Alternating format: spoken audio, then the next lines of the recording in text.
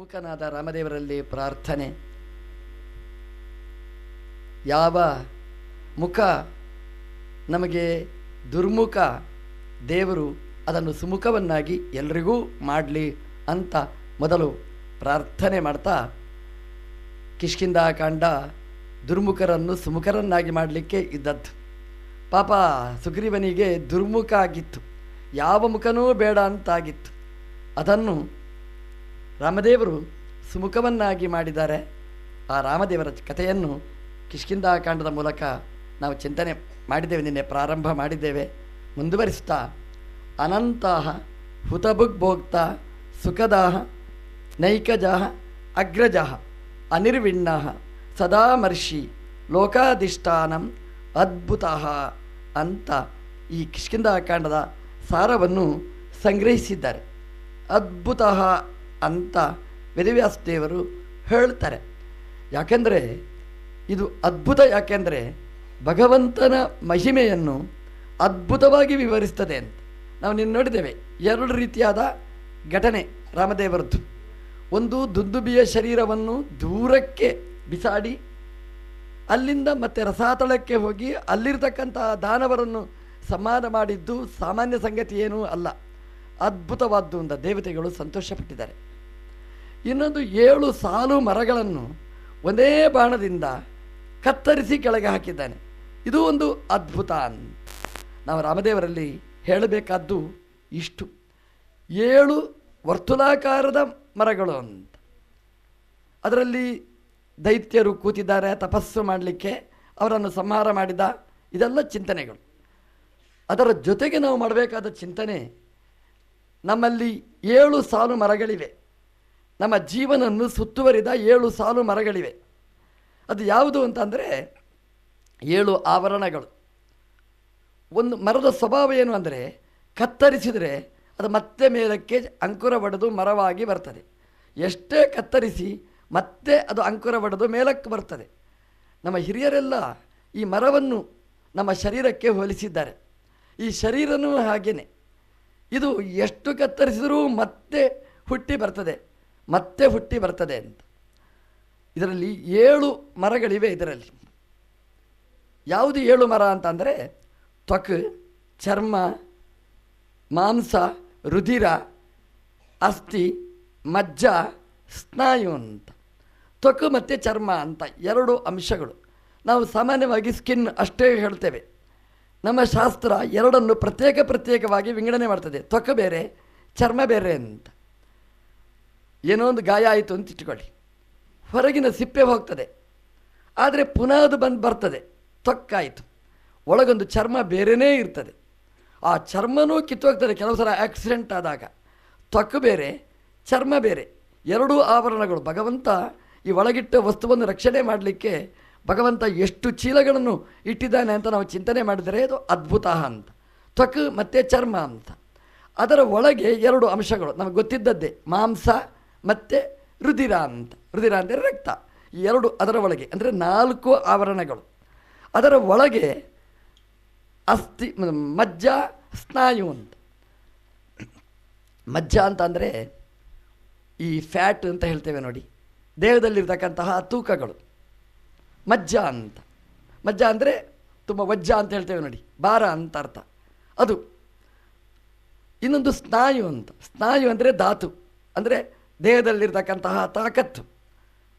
Fat ಬೇರೆ, ತಾಕತ್ತು ಬೇರೆ. ಸ್ನಾಯು ಅಂತ, ದಪ್ಪ ಇರ್ತಾರೆ, ಹೇಳಲಿಕ್ಕೆ ಕೂಡುವುದಿಲ್ಲ, ಅವನು ಇನ್ನೊಬ್ಬರ ಎತ್ತಿಡಬೇಕು. ಸ್ನಾಯು ಅಂತ, ಸ್ನಾಯು ಬಲ ಅಂತ ತೋರಿಸ್ತಾರೆ ನೋಡಿ, ಅದು. 7ನೇದ್ದು ಅಸ್ಥಿ ಅಂತ, ಎಲುಬು ಅಂತ. ಯಾಕಂದರೆ ಎಲುಬು ಇಲ್ಲದಿದ್ದರೆ ಈ ದೇಹ ಏನೂ ಮಾಡಲಿಕ್ಕಾಗುವುದಿಲ್ಲ. ದೇವರು ಅದನ್ನು ಒಳ್ಳೆಯ ರೀತಿಯಲ್ಲಿ ಎಲುಬನ್ನು ಜೋಡಿಸಿ, ಅದಕ್ಕೆ ಮಾಂಸ, ರುಧಿರ ತುಂಬಿಸಿ, ಅದರಲ್ಲಿ ಧಾತು ಮತ್ತು ಸ್ನಾಯು ಆ ಬಲವನ್ನು ತುಂಬಿಸಿ, ತ್ವಕ್, ಚರ್ಮಗಳು. ದೇವರು ಎಂಥ ಟೈಲರ್ಸ್ ಅಂತ. ಅಂತಹ ಟೈಲರ್ ಪ್ರಪಂಚದಲ್ಲಿ ಇಲ್ಲ. ಯಾಕೆ ಪ್ರಪಂಚದಲ್ಲಿ ದೇವರಂತಹ ಟೈಲರ್ ಇಲ್ಲ ಅಂತಂದರೆ, ಯಾವುದೇ ಒಬ್ಬ ಟೈಲರ್ ಹೊಲಿದರೆ ಅದರ ನೂಲು ಕಾಣಿಸ್ತದೆ. ಈ ದೇಹದಲ್ಲಿ ಒಂದೇ ಒಂದು ನೂಲು ಕಾಣಿಸುವುದಿಲ್ಲ, ಒಂದೇ ಒಂದು ಎಲ್ಲಿಯೂ ಒಂದು ಪ್ಯಾಚ್ ಕಾಣಿಸುವುದಿಲ್ಲ.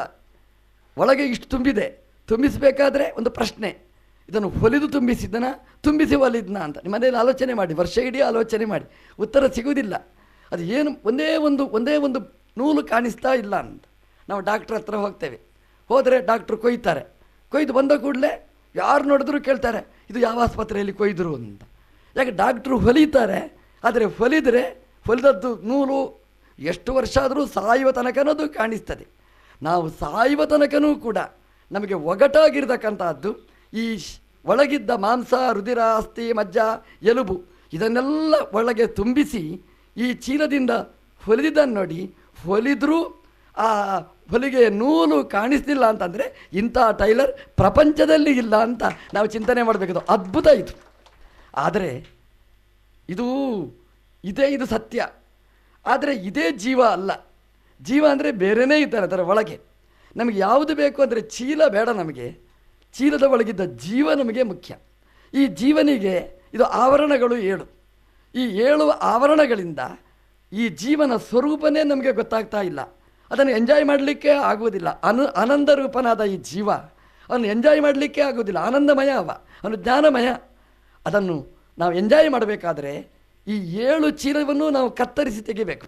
ಅದು ತೆಗೆದರೆ ಒಳಗಿನ ಆನಂದಮಯವಾದ ವಸ್ತು ನಮಗೆ ಸಿಗುವಂಥದ್ದು. ನಮ್ಮ ದೇವರು ದಿನಾ ನಮಗೆ ಟ್ಯೂಷನ್ ಕೊಡ್ತಾನೆ, ದಿನಾ ನಮ್ಮ ಲ್ಯಾಬೊರೇಟ್ರಿಗೆ ಕರ್ಕೊಂಡು ಹೋಗ್ತಾನೆ. ಸುಳ್ಳಲ್ಲ ಇದು ಅಂತ. 7ರ ಒಳಗೆ ಆನಂದಮಯವಾದ ವಸ್ತು ಇದೆ ಅಂತ. ರಾತ್ರಿ ಚಾಪೆಯಲ್ಲಿ ಮಲಗಿದರೆ ದಿನಾ ನಮಗೆ ಆನಂದವನ್ನು ಉಣಿಸ್ತಾನೆ. ಎಲ್ರಿಗಿದು ಅನುಭವನೇ. ಆನಂದಮಯವಾಗಿ ನಾವು ಮಲಗ್ತೇವೆ ಅಂತ. ಮಲಗುವಾಗ ನಮ್ಮ ಶರೀರ, ನಮ್ಮ ರಕ್ತ, ಮಾಂಸ ಯಾವುದರ ನೆನಪೂ ಇರುವುದಿಲ್ಲ. ಇದನ್ನು ಮರೆತು ನಾವು ಮಲಗಿರ್ತೇವೆ, ಆನಂದಮಯವಾಗಿ ಇರ್ತೇವೆ. ದೇವರು ಹೇಳಿದ ಈ ಶರೀರವನ್ನು ಮರೆತರೇ ನಮಗೆ ಆನಂದ ಇದೆ ಅಂತಂದರೆ, ಈ ಶರೀರ ಇಲ್ಲ ಅಂತಾದರೆ ನಾವು ನಮ್ಮ ನಿಜವಾದ ಆನಂದವನ್ನು ನಾವು ಅನುಭವಿಸಲಿಕ್ಕೆ ಸಾಧ್ಯ. ಹಾಗಾಗಿ ನಾವು ದೇವರ ಹತ್ರ ಹೇಳೋದು ಏನು ಅಂತಂದರೆ, ಆಕ್ಸಿಡೆಂಟಾಗಿ ಅಲ್ಲ, ಯಾರೋ ಹೊಡೆದು ಬಡಿದು ಕತ್ತರಿಸಿ ತೆಗೆಯುವುದಲ್ಲ, ದೇವರು ತೆಗಿಬೇಕು. ಅಂದರೆ ಮತ್ತೆ ಹುಟ್ಟದಿದ್ದಾಗೆ ಅದನ್ನು ತೆಗಿಬೇಕಾದರೆ ರಾಮನಿಗೆ ಅಸಾಧ್ಯ ಅಂತ. ಹರಿಹಯಾತ್ಮಜ ಬಾಹು ಅಲೋಪ್ಯ ಪತ್ರಾನ್ ಅಂದರೆ ಇಂದ್ರನಿಗೆ ಕತ್ತರಿಸಲಿಕ್ಕಾಗದಿದ್ದ ಎಲೆ. ನಮ್ಮದು ಶರೀರ ಹಾಗೇನೆ, ಯಾರಿಗೂ ಕತ್ತರಿಸಿ ತೆಗಿಲಿಕ್ಕಾಗೋದಿಲ್ಲ. ಕತ್ತರಿಸಿದರೆ ಮತ್ತೆ ಬರುವಂತಹದ್ದು. ಹಾಗಾಗಿ ಎಂದೆಂದೂ ಚಿಗುರದೆ ಇರಬೇಕಾದ್ರೆ, ಅಂಥ ಮರವನ್ನು ಕತ್ತರಿಸಬೇಕಾದ್ರೆ ಒಂದಕ್ಕೆ ಮಾತ್ರ ಶಕ್ತಿ, ಅದು ರಾಮನ ಬಾಣಕ್ಕೆ. ರಾಮನವಮಿಯ ಈ ಪರ್ವಕಾಲದಲ್ಲಿ, ಈ ಪುನರ್ವಸು ನಕ್ಷತ್ರದಲ್ಲಿ, ರಾಮ ಜಾಗೃತನಾದ ಈ ಕಾಲದಲ್ಲಿ ನಾವು ದೇವರಲ್ಲಿ ಮಾಡಬೇಕಾದ ಪ್ರಾರ್ಥನೆ ಇಷ್ಟೇ. ನಮಗೆ ಈ ಹೊರಗಿನ ದುರ್ಮುಖ ಬೇಡ, ಒಳಗಿನ ಸುಮುಖ ಆನಂದದ ಮುಖವನ್ನು ತೋರಿಸುವಂಥ ರಾಮದೇವರ ಹತ್ರ ಭಿನ್ನಹ ಮಾಡಿಸಿದರೆ ಆ ಒಳಗಿನ ಸ್ವರೂಪ ನಮಗೆ ಆನಂದ ಅನುಭವಿಸುವ ಹಾಗೆ ಮಾಡಲಿಕ್ಕೆ ಸಾಧ್ಯ ಅನ್ನುವ ಭಿನ್ನಹ ನಾವು ದೇವರಲ್ಲಿ ನಿತ್ಯ ಇಡಬೇಕಾದ್ದು. ದೇವರು ಬರ್ತಾನೆ ಕಿಷ್ಕಿಂಧೆಗೆ. ಅದ್ಭುತ ಲೋಕಾಧಿಷ್ಠಾನಂ ಅಂತ. ಹೇಗೆ ಬರ್ತಾನೆ? ಅನಂತಃ ಅಂತ ಹೇಳ್ತಾರೆ. ಅನಂತ ಎಂಬ ಶಬ್ದಕ್ಕೆ ಬೇರೆ ಬೇರೆ ಅರ್ಥಗಳಿವೆ. ಅನಂತ ಎಂಬ ಶಬ್ದಕ್ಕೆ ದೇವರು ಅಂತ ಒಂದು ಅರ್ಥ ಇದೆ. ಆದರೆ ಅನಂತ ಎಂಬ ಶಬ್ದಕ್ಕೆ ಶೇಷ ಅಂತ ಒಂದು ಅರ್ಥ ಇದೆ. ಅನಂತಾಸನ ಅಂತ ನೀವು ಹೇಳ್ತೀರಿ. ಏನು ಅನಂತಾಸನ ಅಂತಂದರೆ ಶೇಷನ ಮೇಲೆ ಇರುವವ, ಶೇಷನ ಮೇಲೆ ಕೂತವ, ಶೇಷಶಾಹಿಯಾದ ಪದ್ಮನಾಭ. ಅನಂತ ಅಂತಂದರೆ ಶೇಷ ಅಂತ ಅದಕ್ಕೆ ಅರ್ಥ. ಇಲ್ಲಿಯೂ ಕೂಡ ಅಷ್ಟೇ. ನಮ್ಮ ದೇವರು ಬರ್ತಾನೆ ಕಿಷ್ಕಿಂಧೆಗೆ, ಒಂಟಿಯಾಗಿ ಬರುವುದಿಲ್ಲ. ಅನಂತಹ ಅಸ್ಯ ಅಸ್ತೀತಿ ಅನಂತಹ, ಅನಂತನ ಒಳಗೆ ಕೂತ್ಕೊಂಡು ಬರ್ತಾನೆ. ಅನಂತನ ಜೊತೆಗೆ ಅಂದರೆ ಶೇಷನ ಜೊತೆಗೆ ಶೇಷಾವತಾರಿಯಾದ ಲಕ್ಷ್ಮಣನ ಜೊತೆಗೆ ಭಗವಂತ ಕಿಷ್ಕಿಂಧೆಗೆ ಬರ್ತಾನೆ. ಅನಂತಹ ಎಂಬುದರಿಂದ ರಾಮ ಲಕ್ಷ್ಮಣರು ಇಬ್ಬರೂ ಬಂದರು ಅನ್ನುವ ಚಿಂತನೆ ಮಾಡಬೇಕು. ಸರಿ, ರಾಮ ಲಕ್ಷ್ಮಣರನ್ನು ಕರ್ಕೊಂಡು ಬಂದವರು ಯಾರು? ಈ ದೊಡ್ಡವರು ಬರಬೇಕಾದ್ರೆ ಮುಂದಿನಿಂದ ಒಬ್ಬ ಹೋಗಬೇಕು. ಹೋಗಿ ಬರ್ರಿ ಬರ್ರಿ ಬರ್ರಿ ಹೇಳ್ತಾರೆ, ದಾರಿ ಅಂತ ಹೇಳ್ತಾರೆ. ಸ್ವಾಮಿಗಳು ಬಂದರು ದಾರಿ ಅಂತ. ಏನು ಸ್ವಾಮಿಗಳಿಗೆ ಕಣ್ಣು ಕಾಣಿಸೋದಿಲ್ಲ? ಇದೊಂದು ಸಂಪ್ರದಾಯ ನಮ್ಮಲ್ಲಿ, ದಾರಿ ಅಂತ. ಉಳಿದವರು ಬಂದರೆ ದಾರಿ ಬೇಡವಾ? ಸ್ವಾಮಿಗಳಿಗೂ ದಾರಿ ಬೇಕು. ದಾರಿ ಅದೊಂದು ಗೌರವ ಅಂತ. ದೊಡ್ಡವರು ಬರ್ತಾರೆ ಅಂತ ಆದರೆ ಅವರಿಗೆ ದಾರಿ ಬಿಡಿಸಿ. ದೇವರು ಬರ್ತಾನೆ ಅಂತಂದರೆ ಅದಕ್ಕೆಲ್ಲ ವಾದ್ಯಗಳು, ಅದಕ್ಕೆ ದೀವಟಿಗೆಗಳು ಅದೆಲ್ಲ ಬೇಕು. ಛತ್ರ, ದೇವರಿಗೇನು ಬಿಸಿಲು ಬೇಕು? ಬಿಸಿಲ ಮಳೆನ? ಆದರೂ ಆ ವೈಭವಗಳೆಲ್ಲ ಬೇಕು. ನಮ್ಮ ದೇವರು ಒಂದು ಕಡೆ ಬರಬೇಕಾದ್ರೆ ನಾವು ಆಹ್ವಾನ ಮಾಡಬೇಕು, ದೇವರಿಗೆ ಪ್ರಾರ್ಥನೆ ಮಾಡಬೇಕು. ನಮ್ಮಲ್ಲಿ ಸಂಪ್ರದಾಯ ಹೇಗೆ ಅಂತಂದರೆ, ನಾಳೆ ಉತ್ಸವ ಇದ್ದರೆ ಇವತ್ತು ದೇವರ ಹತ್ರ ಪ್ರಾರ್ಥನೆ ಮಾಡಬೇಕು. ಸ್ವಾಮಿ, ನಾಳೆ ಉತ್ಸವ ಇದೆ, ನೀನು ಬರಬೇಕು, ನಮ್ಮ ಬೀದಿಯಲ್ಲೆಲ್ಲ ಸುತ್ತಾಡಬೇಕು, ನಮ್ಮದು ಕಾರ್ಯಕ್ರಮಗಳು ಹೀಗಿವೆ ಅಂತ ದೇವರ ಹತ್ರ ಭಿನ್ನವಿಸಿಕೊಳ್ಳಬೇಕು. ದೇವರನ್ನು ವಾದ್ಯ ವೈಭವದಿಂದ ಕರ್ಕೊಂಡು ಬರಬೇಕು. ನಮ್ಮ ದೇವರು ರಾಮದೇವರು 14 ಲೋಕದ ಒಡೆಯ. ಅವನು ಬರಬೇಕಾದ್ರೆ ಕಿಷ್ಕಿಂಧೆಗೆ ಅವ್ರು ಕರ್ಕೊಂಡು ಬರೋದು ಬೇಡವಾ? ಅನಂತಹ ಅಂತ ಕರೆದರು. ಯಾರು ಕರ್ಕೊಂಡು ಬಂದರು ಅಂದರೆ ವಾಯುದೇವರು ಕರ್ಕೊಂಡು ಬಂದರು, ಹನುಮಂತ ದೇವರು ಕರ್ಕೊಂಡು ಬಂದರು. ಋಷ್ಯಮುಖದಿಂದ ಹಂಪೆ ತನಕ ಬಂದು ಭಿಕ್ಷುವೇಷದಿಂದ ಅಂದರೆ ಎಲ್ಲವನ್ನೂ ಸಮರ್ಪಣೆ ಮಾಡುವ ಮನೋಭಾವದಿಂದ ಸುಗ್ರೀವಾದಿಗಳೆಲ್ಲರ ಪ್ರತಿನಿಧಿಯಾಗಿ ಹನುಮಂತ ದೇವರು ಬಂದು ರಾಮದೇವರ ಹತ್ರ ಭಿನ್ನವಿಸಿಕೊಂಡರು. ಬರಬೇಕು ನಮ್ಮ ಋಷ್ಯಮುಖಕ್ಕೆ, ಸುಗ್ರೀವನ ಸನ್ನಿಧಾನ ಜಾಗಕ್ಕೆ ನೀವು ಬರಬೇಕು ಅಂತ ರಾಮದೇವರು ಬಂದರು. ಯಾವಾಗ ಬಂದರು? ಸುಮ್ಮನೆ ಬರಲಿಲ್ಲ. ಅನಂತಹ, ಅನ ಅಂದರೆ ವಾಯುದೇವರಿಗೆ ಹೆಸರು. ಪ್ರಾಣ, ಅಪಾನ, ವ್ಯಾನ. ಅನ ಅಂದರೆ ನಮ್ಮೊಳಗೆ ಎಲ್ಲ ರೀತಿಯ ಆ್ಯಕ್ಷನ್, ಶರೀರದಲ್ಲಿ ಆಗುವ ಕ್ರಿಯೆಗೆ ಮೂಲ ಕಾರಣ ವಾಯುದೇವರು. ಅವರು ಇಲ್ಲದಿದ್ದರೆ ಯಾವ ಕ್ರಿಯೆನೂ ಆಗುವುದಿಲ್ಲ. ಒಂದು ಉಪನ್ಯಾಸ ಮುಗಿಯುವಾಗ ಒಂದು 10 ನಿಮಿಷ ತಡ ಆಯಿತು ಅಂತ ಇಟ್ಕೊಳ್ಳಿ, ಅಯ್ಯೋ ಕಾಲು ನೋವು ಶುರುವಾಗುತ್ತೆ, ಗಂಟು ನೋವು ಶುರುವಾಗುತ್ತೆ. ಅದು ಒಮ್ಮೆ ಹಾಗೆ ಬಿಡಿಸಬೇಕು, ಒಮ್ಮೆ ಹೀಗೆ ಬಿಡಿಸಬೇಕು, ಒದ್ದಾಡ್ತಾ ಇರ್ತೇವೆ. ಯಾಕೆಂದರೆ ಇಲ್ಲಿ ಅನ ಅಂದರೆ ಗಾಳಿ. ಆ ಗಾಳಿ ಸಂಚಾರ ಆದರೆ ಕರೆಕ್ಟ್ ಇರ್ತದೆ, ಗಾಳಿ ಟೈಟ್ ಆದರೆ ನಮಗೆ ಅಲ್ಲಾಡಿಸ್ಲಿಕ್ಕೆ ಆಗೋದಿಲ್ಲ. ಹಾಗಾಗಿ ಇಡೀ ದೇಹದಲ್ಲಿ ಅನ ಸಂಚಾರ ಮಾಡಿದರೆ, ವಾಯುದೇವರ ಸಂಚಾರ ಆದರೆ ಶರೀರದಲ್ಲಿ ಒಳ್ಳೆಯ ಆ್ಯಕ್ಟಿವಿಟಿ ಇರ್ತದೆ. ಹಾಗಾಗಿ ಅನ ಅಂದರೆ ಪ್ರಾಣ, ಅಪಾನ, ವ್ಯಾನ, ಉದಾನ, ಸಮಾನ ಎಲ್ಲ ಅನ ಅನ ಅನ ಇದೆ ನೋಡಿ. ಇದು 5 ಚೆನ್ನಾಗಿದ್ದರೆ ಮಾತ್ರ ಈ ಶರೀರ ಸರಿ ಇರ್ತದೆ. ಇದು 5ರಲ್ಲಿ ಒಂದು ಸರಿ ಇಲ್ಲದಿದ್ದರೂ ಕಷ್ಟ ರೀ, ಕೇಳುವಾಗ ಸಂಕೋಚ ಆಗುತ್ತೆ. ಪ್ರಾಣ ಚೆನ್ನಾಗಿರಬೇಕು, ಅಪಾನ ಚೆನ್ನಾಗಿರಲೇಬೇಕು, ಕೇಳುವಾಗ ಅದು ಹೊಲಸು ಕಾಣಿಸ್ತದೆ. ಆದರೆ ಅದು ಇಲ್ಲದಿದ್ದರೆ ನಮ್ಮ ಜೀವನ ಬರಡು. ಅದಕ್ಕಿಂತ ಕಷ್ಟದ ಸಂಗತಿ ಮತ್ತೊಂದಿಲ್ಲ. ಎಲ್ಲ 5 ರೀತಿಯಾದ ಗಾಳಿಯೂ ನಮ್ಮಲ್ಲಿ ಸರಿಯಾಗಿದ್ದರೆ ನಮ್ಮ ಜೀವನ ಸರಿಯಾಗಿರ್ತದೆ.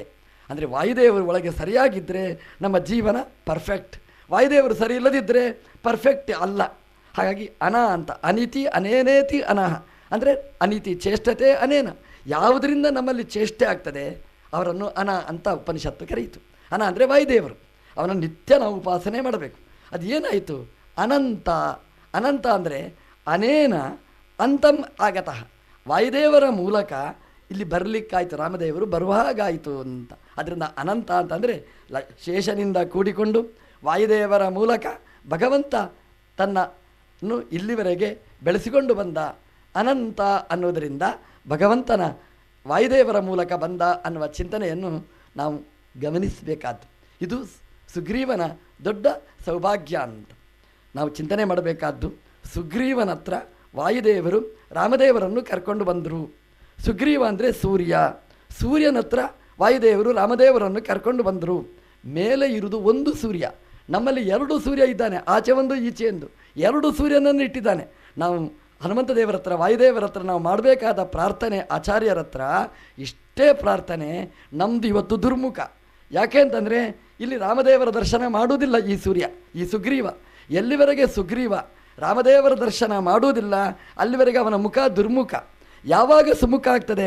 ಯಾವಾಗ ವಾಯುದೇವರು ರಾಮದೇವರನ್ನು ಸುಗ್ರೀವನಿಗೆ ದರ್ಶನ ಮಾಡಿಸ್ತಾನೆ ಅವತ್ತು ಸುಮುಖ.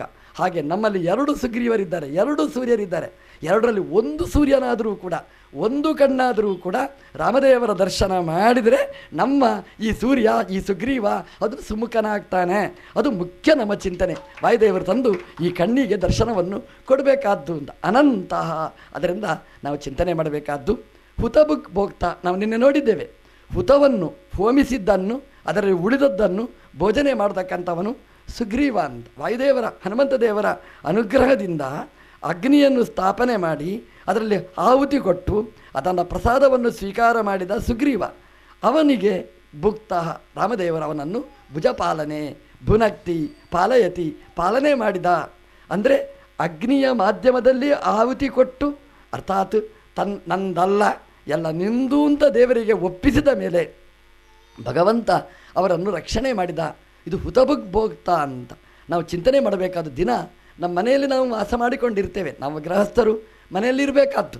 ಆದರೆ ನಮ್ಮ ಅನುಸಂಧಾನ ಹೇಗಿರಬೇಕು ಅಂತಂದರೆ, ನಮ್ಮ ಗುರುಗಳು ಹೇಳ್ತಿದ್ರು, ಗೃಹೇಶು ಅತಿಥಿವದ್ವಸೇದು, ಭಾಗವತದ ಚಿಂತನೆ ಹೇಳ್ತಿದ್ರು.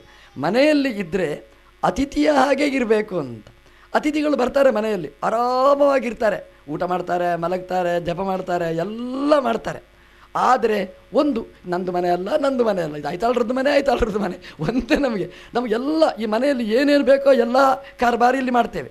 ಆದರೆ ಒಂದು ಗೊತ್ತಿದೆ, ನಮ್ಮದು ಮನೆ ಅಲ್ಲ, ಇದು ಐತಾಳ್ರದ್ದು ಮನೆ ಅಂತ. ಗೃಹೇಶು ಅತಿಥಿವದ್ವಸೇತ್, ಅತಿಥಿ ಹೇಗೆ ವಾಸ ಮಾಡ್ತಾನೆ ಮನೆಯಲ್ಲಿ, ಹಾಗೆ ನಾವು ವಾಸ ಮಾಡಬೇಕಾದ್ದು ಅಂತ.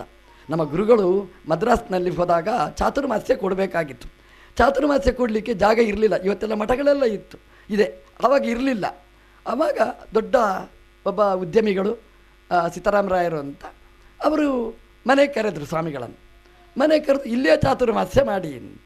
ಒಂದು ಸಮಸ್ಯೆ ಏನು ಅಂತಂದರೆ, ದೊಡ್ಡ ಕುಟುಂಬ ಅವ್ರದ್ದು. ಸ್ವಾಮಿಗಳು ಚಾತುರ್ಮಾಸ್ಯ ಮನೆಯಲ್ಲಿ ಕೂತಾಗ ಎಲ್ಲಿಯಾದರೂ ಒಂದು ಆಶೌಚ ಬಂದರೆ ಆಗ ಜವಾಬ್ದಾರಿ ಹೇಗೆ?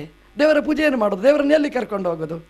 ಆವಾಗ ಅವರ ಆ ಯಜಮಾನನ ಮುಂದೆ ಈ ಪ್ರಶ್ನೆ ಇಟ್ಟರೆ, ಆ ಯಜಮಾನ ಏನು ಹೇಳಿದ್ರು ಅಂತಂದರೆ, ಸ್ವಾಮಿಗಳು ಚಾತುರ್ಮಾಸ್ಯ ಮುಗಿಯುವ ತನಕ ಇದು ಸೀತಾರಾಮರಾಯರ ಮನೆ ಅಲ್ಲ, ಇದು ಸೀತಾರಾಮದೇವರ ಮನೆ ಅಂತ ರಾಮದೇವರನ್ನು ಇಡೀ ಮನೆಯನ್ನು ಬಿಟ್ಟುಕೊಟ್ರಂತೆ. ಅಂದರೆ ಅವರು ಹಾಗೆ ಅವ್ರು ಹೇಳಿದ್ರಂತೆ, ಇಲ್ಲಿ ರಾಮದೇವರು ಇಲ್ಲಿ ಹೋಸ್ಟ್, ನಾನು ಗೆಸ್ಟ್, ನನಗೆ ರಾಮದೇವರು ನನಗೆ ಅನ್ನ ಹಾಕಬೇಕು ಅಂತ. ಅಂದರೆ ಒಳ್ಳೆಯ ಅನುಸಂಧಾನ ನೋಡಿ, ಹೀಗೆ ಅನುಸಂಧಾನ ಮಾಡಿದರು. ಇದು ಒಂದು ಕಾಲಕ್ಕೆ ಮಾತ್ರ ಅಲ್ಲ, ನಿತ್ಯ ನಾವು ಮನೆಯಲ್ಲಿದ್ದರೂ ಕೂಡ ಈ ಚಿಂತನೆ ನಾವು ಮಾಡಬೇಕು. ಸುಗ್ರೀವ ಹಾಗೆ ಅನುಸಂಧಾನ ಮಾಡಿದ, ಹುತಬುಕ್ ಭೋಕ್ತ, ಇದನ್ನು ಭಗವಂತನಿಗೆ ಒಪ್ಪಿಸಿಕೊಟ್ಟ ಅಂತ.